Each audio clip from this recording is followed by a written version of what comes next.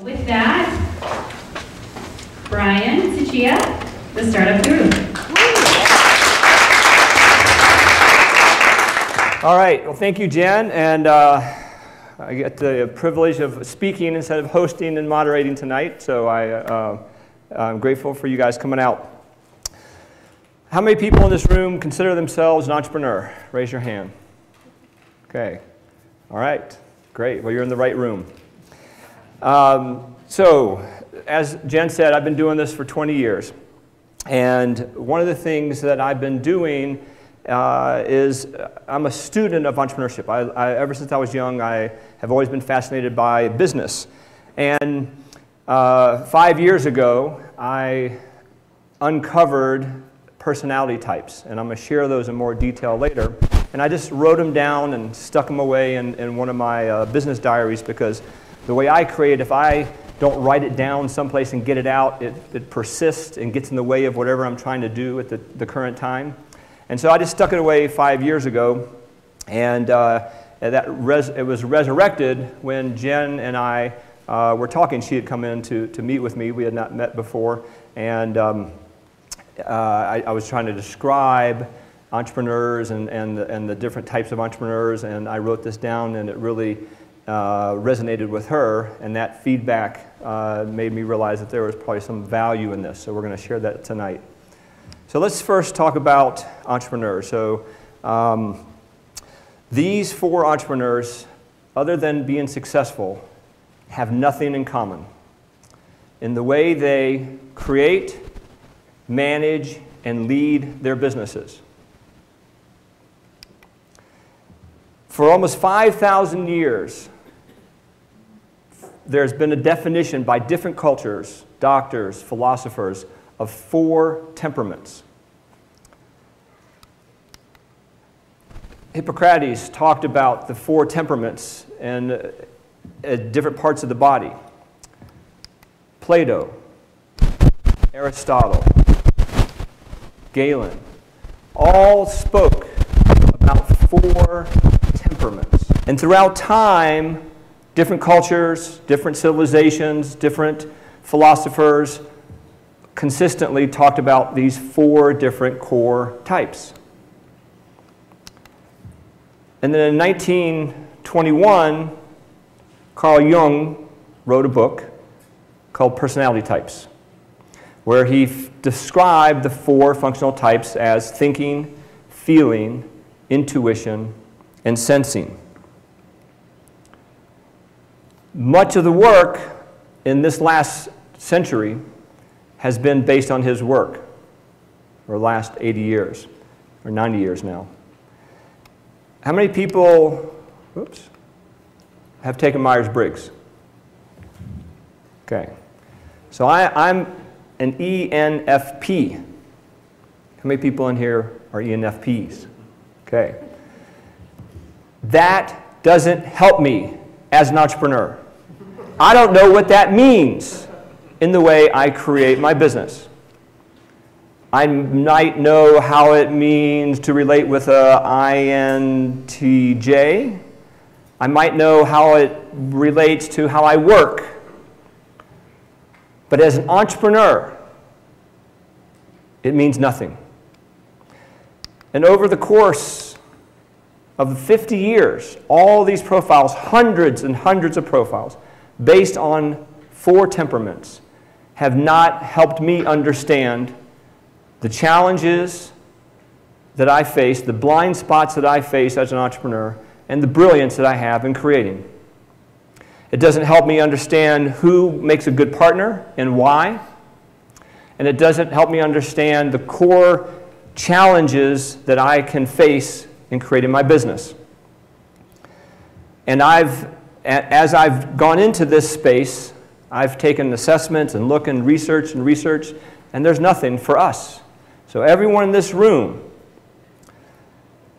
this profile description tonight is for you, to help you understand, and as it's new to me, it's for me to get feedback from you. So what is your entrepreneurial personality type? Has anybody ever asked you that? Never. So let's ask a bigger question. Why should you care? They've got all these other profiles, and they're great profiles, DISC and Keirsey's, temperaments. There's lots of stuff out there, and if you've been through corporate America, you've probably been assessed 50 different ways. But now that you're an entrepreneur, why should you care to know how you create? So it starts with our parents, our teachers, our professors. And here's the story that I've got and I've heard many times before. And that is, I'm struggling on my French. So what do my parents or what do my teachers want me to do?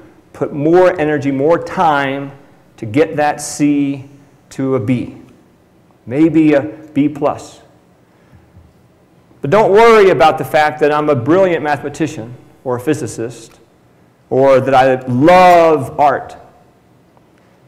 That's fine. That work, you don't need to spend more time there because you're already getting approval from a grade.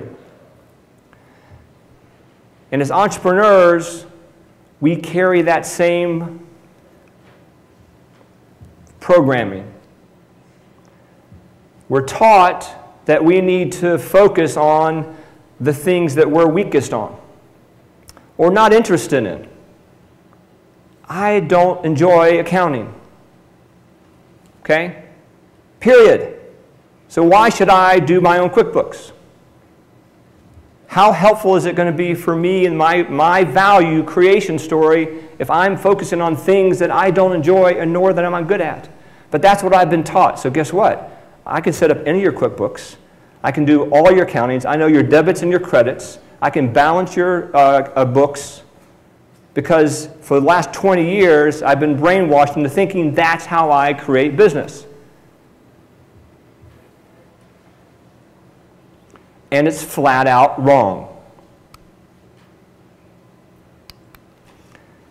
So these are the 4 types. These are what I wrote down on this paper with Jen, and this is what I wrote almost 5 years ago. There's the dreamer, the architect, the builder, and the cultivator. And we're going to talk about each of these tonight in detail. As far as I know them, this is still new research. So I just want you to understand, this is work in progress. But as we heard tonight earlier, you've got to get it out. If I sit and wait to make this perfect so that I can introduce it to a group of almost 50 people, then I might not ever get it out. So tonight, you're going to see entrepreneurship in action. What do we do as entrepreneurs and how we create? And I'm going to tell my story and what type I am and why it's important for you to understand how you create. Later tonight, in another 20 minutes, we're going to pass out a form, and you're going to assess yourself first on what you think, based on the descriptions I've written up, what you think you are. And then we're going to do the assessment to test my questionnaire against what you self-assess as. And so that's what we're going to focus on tonight. And what we're looking for is to see how our tests map against what you feel you are. So there's a simple matrix that I want to test out tonight. If you're a dreamer, you don't plan and you don't implement. Now let me say that again. If you're a dreamer, you don't plan and you don't implement. What I mean by plan is that you prepare whatever it is you're creating. You spend time to get it ready, research it, and prepare it out. And that's natural to you. Implementation is doing it. Now I'll tell you right now that very few people are going to raise their hand and say, yeah, that's me. and yet I meet them all the time. The architect is a planner. They design things, they create things by designing details, and yet they would typically not want to implement. A builder doesn't plan, but they love to do things. They will chase their tail all day long, feel like they're really getting into their business. And a cultivator does both. They plan and implement. Now, this matrix is not what you do, it's what's natural to you. So you might be a dreamer who has learned to do the counting, who has learned to go out and build teams of people to build your business. But what I'll say is that it's not naturally your style. It's not naturally your personality. And we're going to talk about how to understand that. So here's one way you can assess yourself. So let's talk a little bit about the dreamer. The dreamer's energy of creation is based on intuition and what comes from within inside. The idea that springs forth in a business is shared with people. They can't wait to tell people about their idea, their vision. A dreamer spends a lot of time feeling what to do next. And it doesn't mean necessarily that it's all emotional, but they're very connected to that piece of their creation. No profile that I'm going to talk about owns creativity. Every one of us, no matter what type, are creative. Not one type is better than the other. And we have all types in us, but predominantly, you will create from one type. And that predominant trait or type will affect everything you do in your business. A dreamer has two ranges. So in each of these personality types, there's a range. A dreamer who, what is called a daydreamer, somebody who just constantly, what they say, head in the clouds. That's one extreme, and they're going to create far less businesses than the next type of dreamer, which would be the innovator. The innovator sees the dream, understands the value, and wants to turn it into something, to make something impactful and valuable from it. So let's talk about the brilliance of a dreamer and the blind spots. They are visionary, absolutely.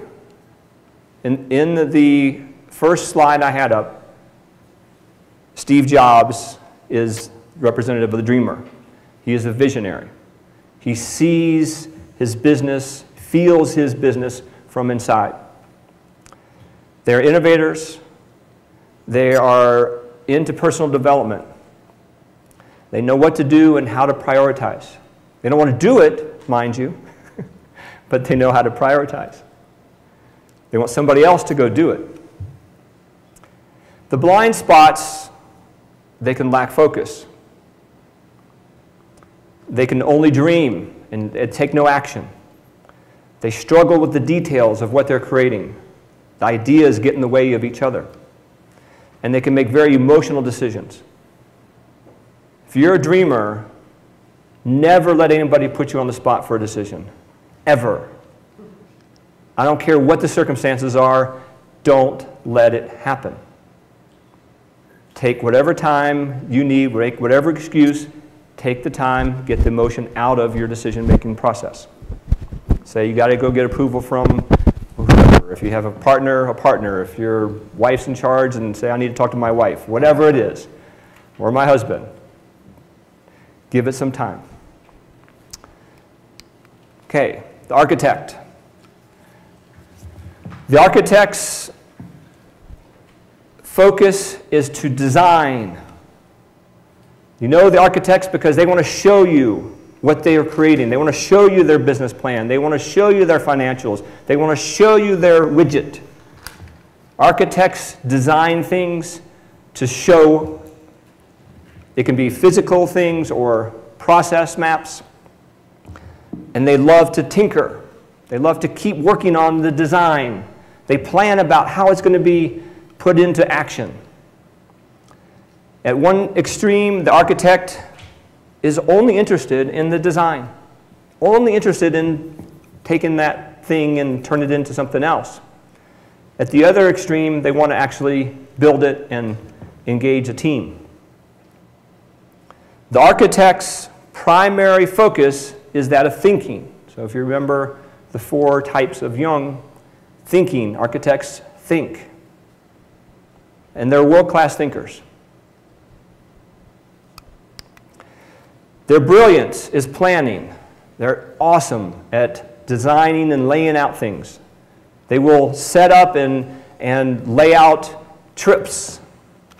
They will know all the details, all the research they need.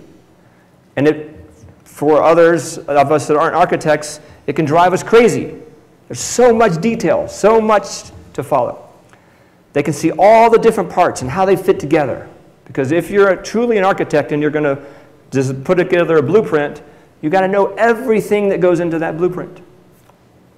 They are very organized, and they're excellent with details. They live for details. Their blind spots is they can think too much. They're in their head all the time, thinking about the next design, the plan. They can tinker all the time. They could be entrepreneurs who want to create some kind of invention, and they're in the workshop all the time working and improving it. If they're software developers, they're really challenging because they're constantly adding features, and they never ship. It's a good thing Bill Gates wasn't that way. Windows would have never launched. And they want to put everything in. So they call that everything itis. They want to have everything included in their widget. If they make this widget, they want to add this. If they build this program, they want to add that feature. Because it's not about doing it. It's about researching and designing it. That's how they create. And that's okay. The builder. The builder, in a business, you can always tell who the builders are because they never have time to do anything else. They are constantly busy building things. Ask them what they're building. I don't know, but I'm busy. They are constantly doing. The builders know that to make this thing real, they got to put it together. They got to ship it. They got to get it out in front of the client, the whatever, and they might not even know why, but they're doing it. So for builders, if this is the way you create, you can check off against your to-do list. If your to-do list is too big to do, then there's an indication there. The builder in a business is great because this is where the value is created. In the builder, you launch, right? There's something real. So builders create something to launch. On the one extreme, builders only care about building, just like the architect. The architect can sit there and write the blueprints up or change the code. Builders, they just want to build, build, build, build. And again, the same thing, they can also get too overwhelmed. That's a good word for builders, overwhelmed. Because there's always things as entrepreneurs to do. And if you're a builder, you are totally caught up into that energy. The brilliance is they take action.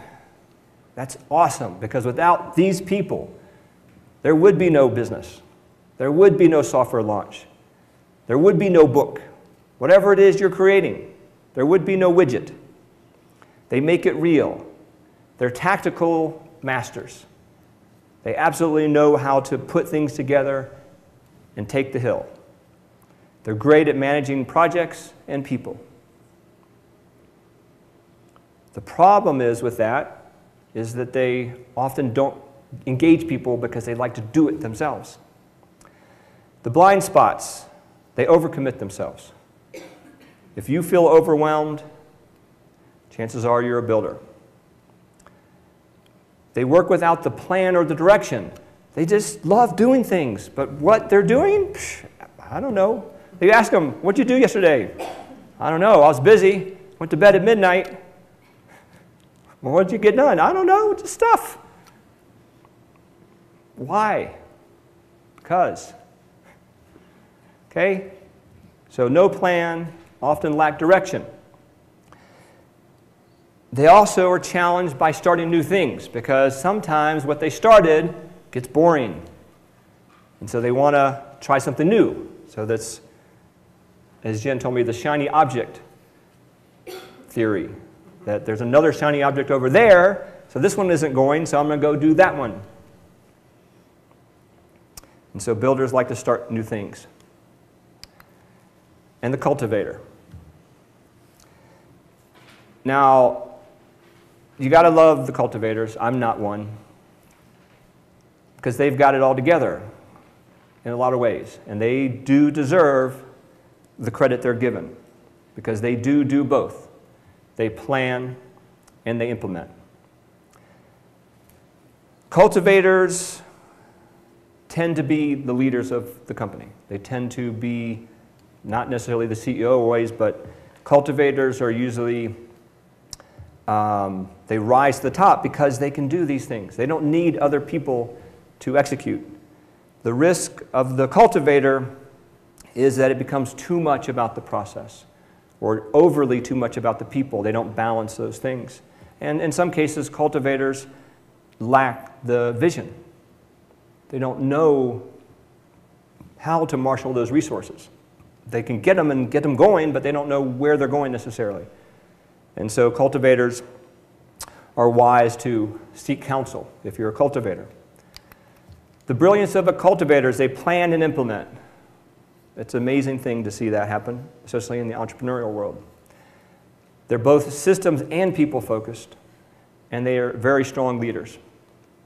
Their blind spots, they can be overconfident, because if you can plan and implement, you're feeling pretty good about yourself, and sometimes too much.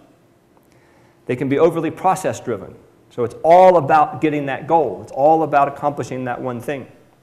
And then in some cases, they can be people pleasers. So they're so focused on the people aspect that they over-cooperate. And they themselves can find themselves very busy with their schedule by helping their team. So these four types, this is the first time that this has been described to an audience in this detail.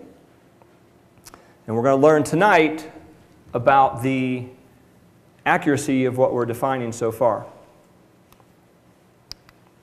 So what type are you? And I think we've got our sheets coming. Okay. So they're going to go ahead and pass those out. So think about what type you are, and then write it down on this piece of paper at the top.